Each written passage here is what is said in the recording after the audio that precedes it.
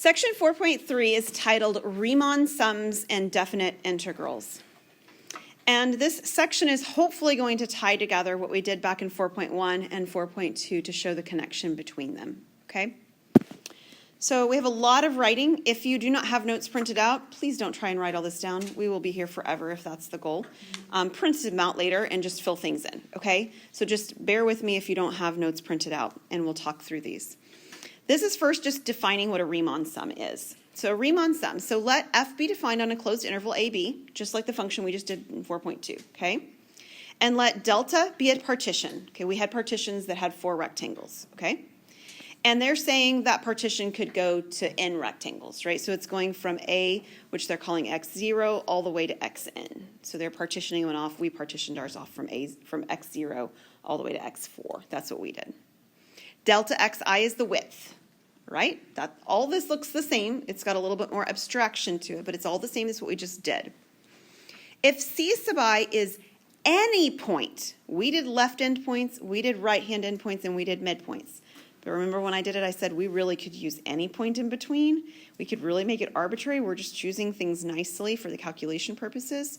But this is actually telling you it can be any point. C sub I is any point on your curve between x0 and x1, or x2 and x3, whatever it is.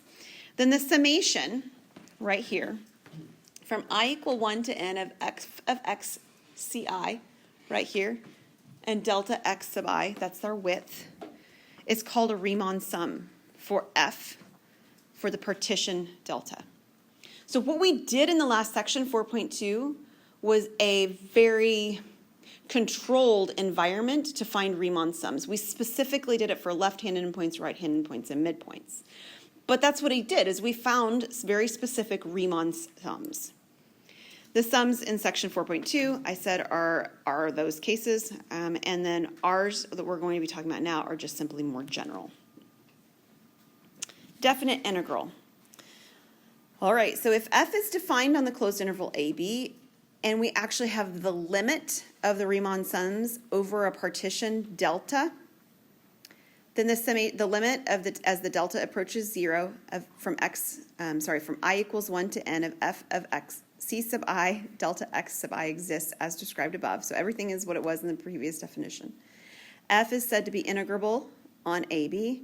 The limit is denoted this way, and there you see something very close to what we saw back in 4.1. What's different here than what we saw in 4.1? Do you notice it?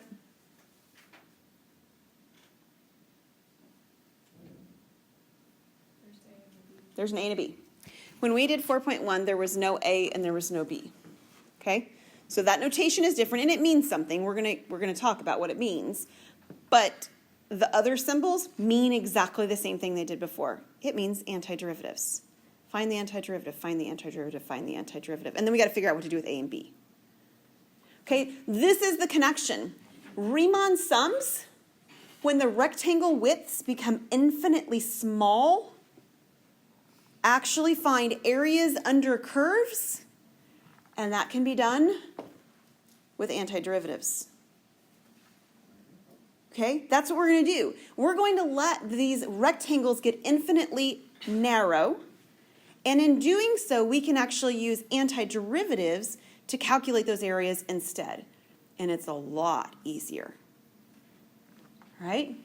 The number A is actually the left-hand side of whatever interval we're talking about, and the number B is the right-hand side of the interval.